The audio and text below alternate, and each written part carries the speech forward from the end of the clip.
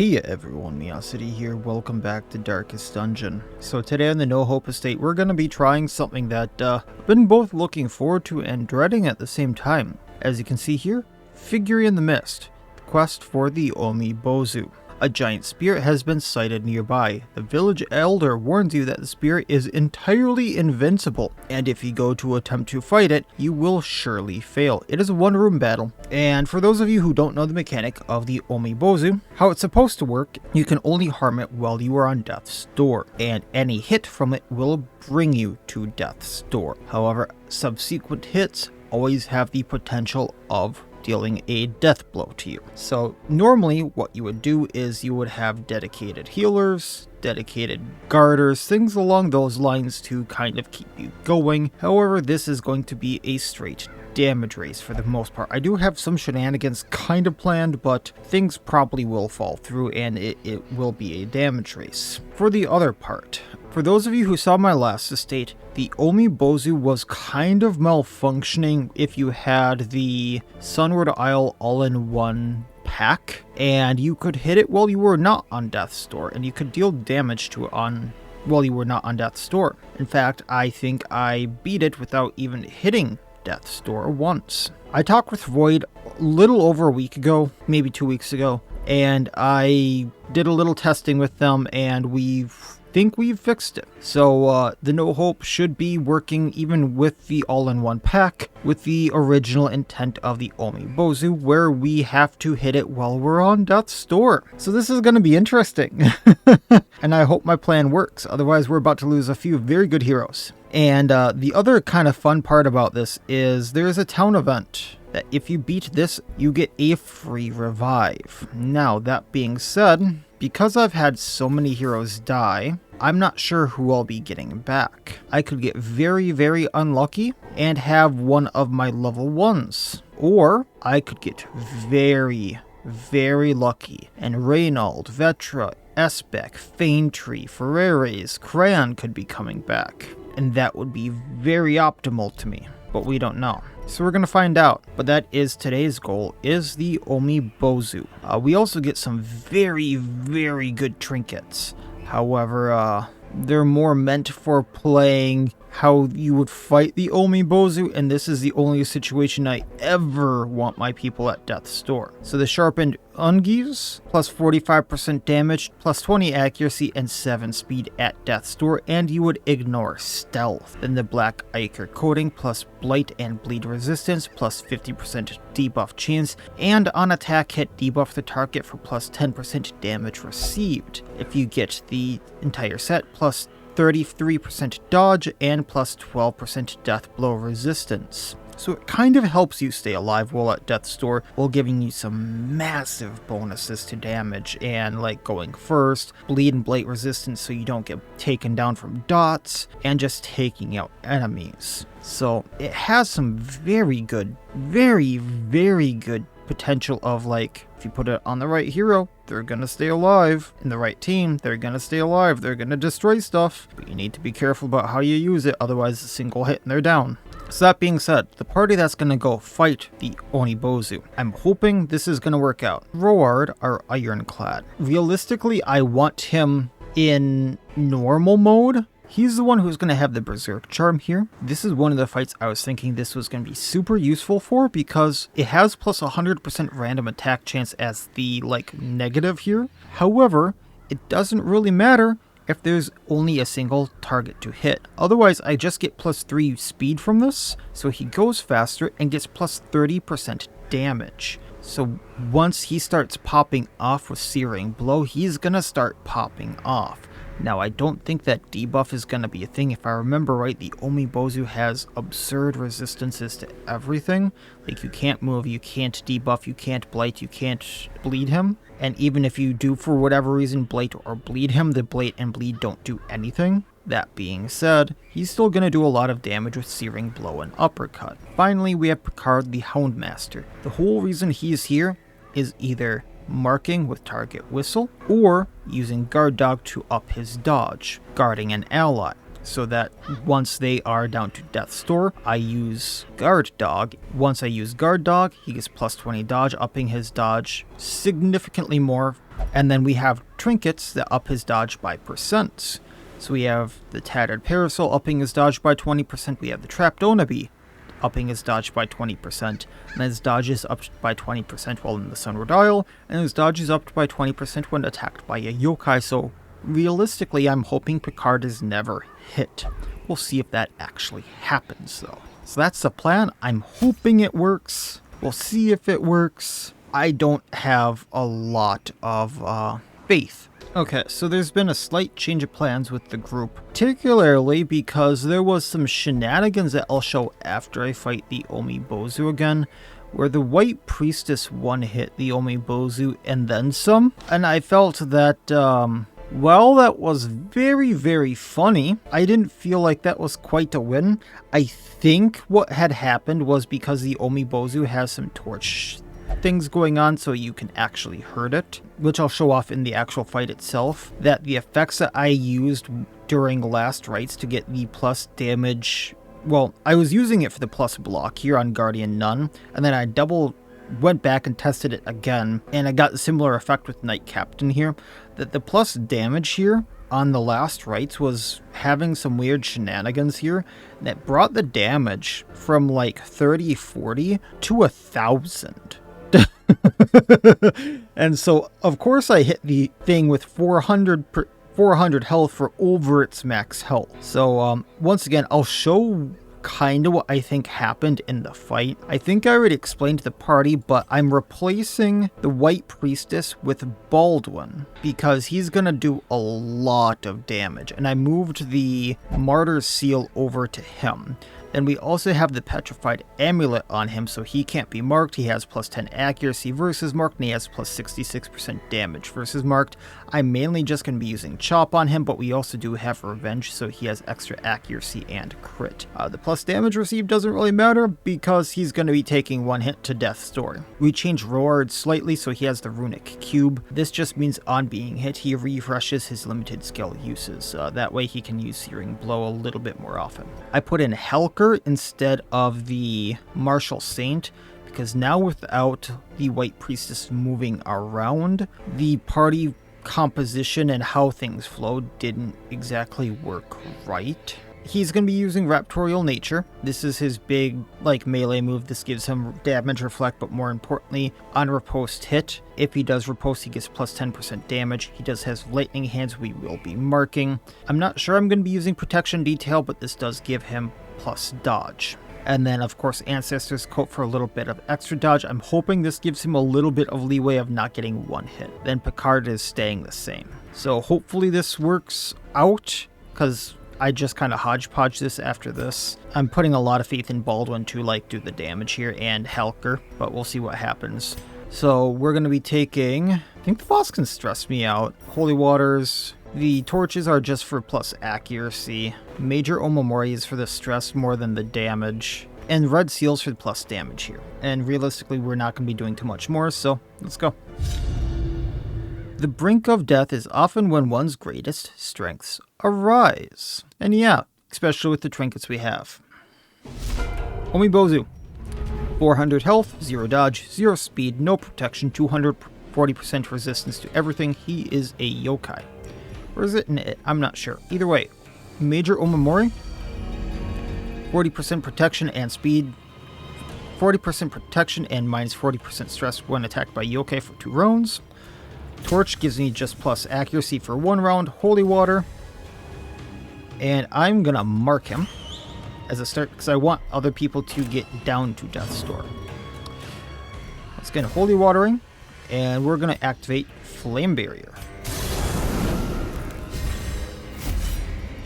Holy Water, and we're going to activate Revenge for the plus damage.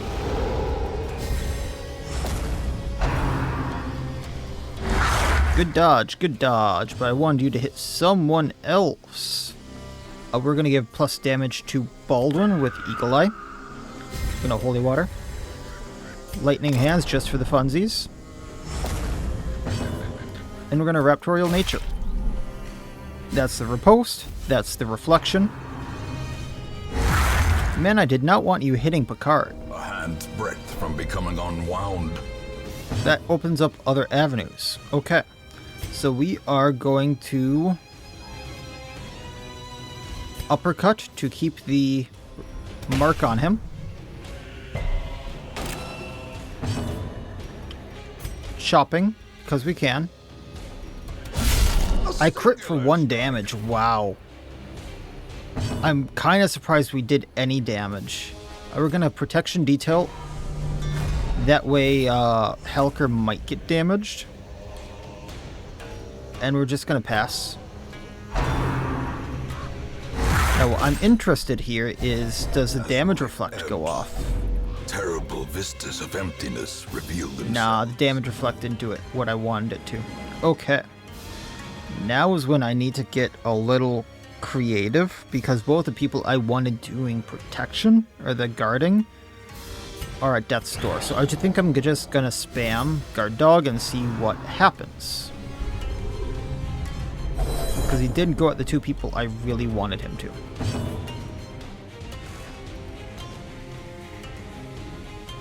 So we're gonna re-up this again, just marking him. Crit for 1 again. Eventually we'll get somewhere, right? Gonna dog treat, torch, red seal. Confluence of skill and purpose. We don't have the thing for the Omamori anymore, so we're gonna use that, and then we're going to Hound Rush him. The ground quakes. Woo. Alright, Helker. Lightning Hands. Raptorial.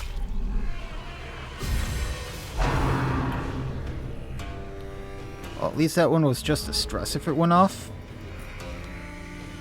I would really, really appreciate it if you went at one of my front rows there, Omibozu. We are going to remark him for now.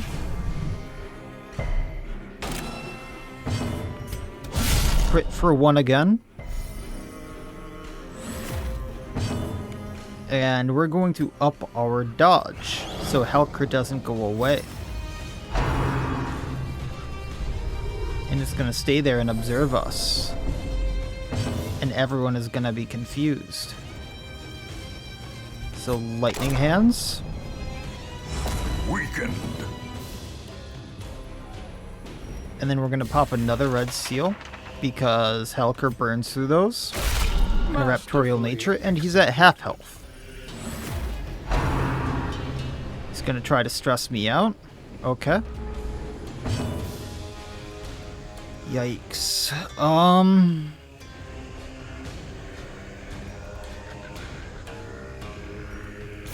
I guess Searing Blow. A powerful blow.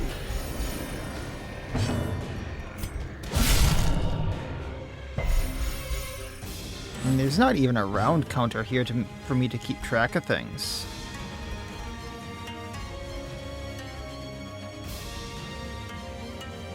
I would love to keep spamming this, but they're also the only ones who can do damage right now. Oh, are you kidding me? I drop it for 1 turn, and then he takes Helker out. And then instead of doing just a touch to them, he just does the attack that does outright damage.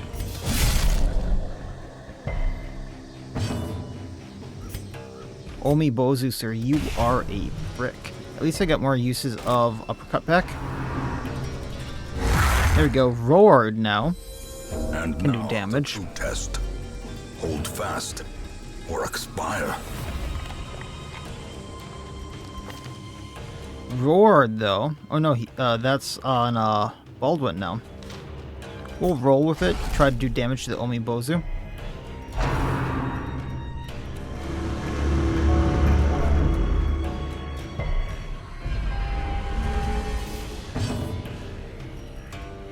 Just a big ol' yikes. We'll damage him.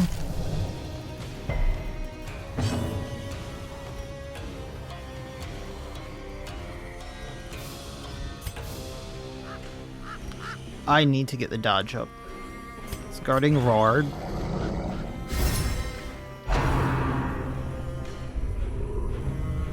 Sir, would you please hit the leper? Injury and The one person who can really damage you. Marking him? Cowardice.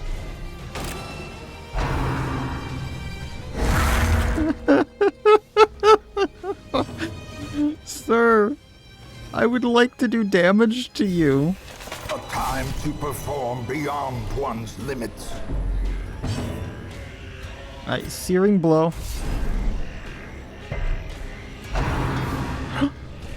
We got it!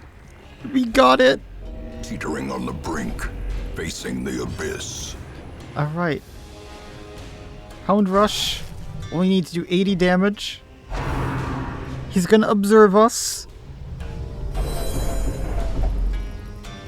We got this, right? Lord, you're selfish. That's fine.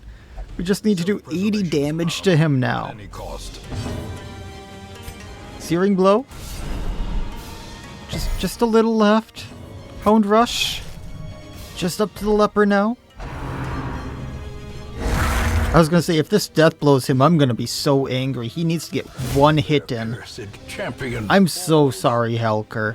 That fight just went so wonky so Trifling quickly. victory, but a victory nonetheless. So the murderer's mark and the ancestor's coat were mine. We got the Nokogiri for this Ripperkin, which is their Sunward Trinket. Plus 5 accuracy, plus 20% damage if they're in normal mode, plus 20% damage if in Bloodlust, but minus 20% if they are sated, which is after they get a kill. 6 Mon bundles worth 625 apiece.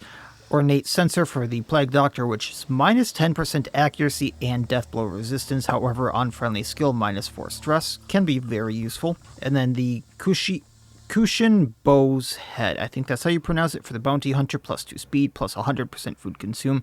On melee hit, you can stun anything that is marked. However, on melee hit, clear mark. After this, I do get a chance to resurrect someone. Hopefully, I do get Helker back. I also did get the Sharpened Ungis and the Black Iker coating, which I believe I went over, and then roughly 10,000 gold plus the stuff that I brought in the Mon bundle, so roughly 13,940. No diseases, Hagiomania on Baldwin, which I need to get rid of. Obsessed with Sainthood because he took it out, of course. Hippocratic on Roard, Manslayer on Picard. No rest, no peace. And then no one useful at all. So unfortunately, I think what I'm going to do is I'm going to take one of these guys back so that they don't get the From Beyond pool. The promise of payment. Because there is another quest coming up that I get this as well. So they get resurrected because we beat the Omibozu and then magically they come out of the grave. Essentially is kind of what I assume. Wolfwood, you got lucky, buddy. Walk away. I have another bounty hunter, right? Actually, you can stay around and just drink in the tavern until all of this is done. So I did lose... Yeah, I have Demors there. So I did lose my Arbiter there, unfortunately. Let's get rid of Tetanus on our Highwayman. De-stress these good folks. Anyone else need stress relief? It doesn't look like it. Anything else I should get rid of? Let's get rid of Ashen on Lilia.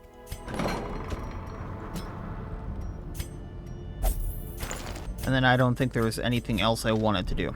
Anything at the Nomad Wagon. Remains of Simi's wife. That's a practitioner. Plus 4 crit chance per 10 stress. On crit, plus 4 stress. So the Scripts of the Divine, it can be kind of fun for the Vestal. So minus 3 healing done, but friendly skill buff target for plus 15% damage and 1 crit. So what I could do is turn her into a buff bot with that. And essentially, every time she uses Divine Comfort, Divine Grace, the entire party gets plus 15% damage. And I could just spam that instead of doing damage, but I think she's still better off just doing damage. I will take it. Bananas plus 8 speed in the courtyard, but minus 200% food consumed as well. But you also get plus ambush chance in the courtyard and plus party chance surprise. I think this is because bananas are supposed to like bring mosquitoes to you or something. But that is the Omibozu down. That was going to be a big hurdle. I thought it was not as bad as I thought it was going to be. But because of how that mechanic worked, you can see how that was kind of going to be a challenge there. And now that I did it the right way rather than, yeah, you can see why that was one of the things where I was like, that's going to be a very sketchy fight, especially considering, like, I can't, like, have one of the guard bots continuously being healed. Because what I could have done in that case then is had Pernicosis be guarding everyone with one of his trinkets, and then continuously just healing him, and then have 2 people just attacking, if I set things up correctly, and then it would have been like one of the easiest fights in the world. Because he has an AoE guard with one of his trinkets, or other people kind of like that, and then it would have been pretty easy. But I didn't have those options available to me. So that fight is down. That being said, I don't really like the 3 options open to me. So I might try the Gashadoroko. I have a plan for it. I have a very stupid plan for it. But I have a plan for it. Because I believe it is a yokai. And all I need to do is survive the fight. You don't need to beat the Gashadoroko. So that being said, I should probably bring a dodge team for the Gashadoroko. So that's probably what I'm gonna do next time, is go fight him, then go do something else. We'll kind of see, because that is going to be a very short fight, I believe. But we'll see, and we will go from there. But before we head off, I suppose I should show you this clip. Decimated. Excuse me? Remind yourself that overconfidence is a slow. Oh, I know what happened there. So we had the plus damage % from the torchlight, and that stacked just a little bit with the plus damage from Guardian Nun. We were not supposed to hit that high. I need to redo this.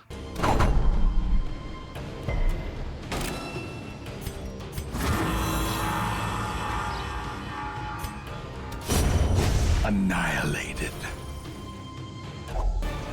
And that is why I kind of redid the Omibozu Fight, because I didn't feel like that was right.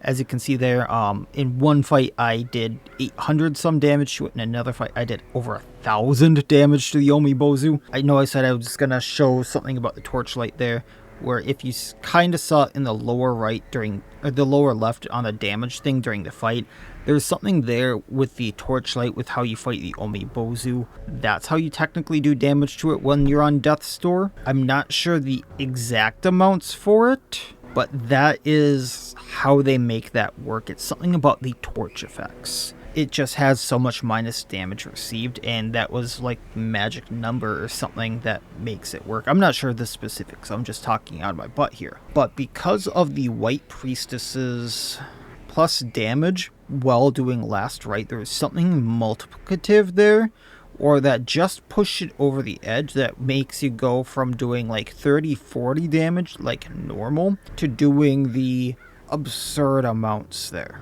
And I'm not sure what it was, but you can kind of see what happened. And well, it was funny, and I get a kind of fun clip out of it, and I'm sure many other classes can do something in line with that, which I tested a few other things and I wasn't able to get results kind of like that. The one I was kind of tempted to try was wonky here, because I can do plus damage versus mark plus damage while HP above. So Asia Dragonclaw could have maybe done it, and then I plop on a few other things. I don't think I could have replicated that effect enough, but I don't know. There's just something weird about the torchlight with how the Omibozu works, and yeah, that's all I can really say about it. But enough of that. We'll probably be going to the Redoubtable Raiju soon. The Gashadoroko, though, is probably what I am doing next time. And that's going to have another From Beyond event, which means I get another hero back. So that'll be the plan for next time, and we'll head off from there. So like, comment, subscribe, all that YouTube jazz, and otherwise, as always, I wish you all well. I will see you next time, and please, have a good one.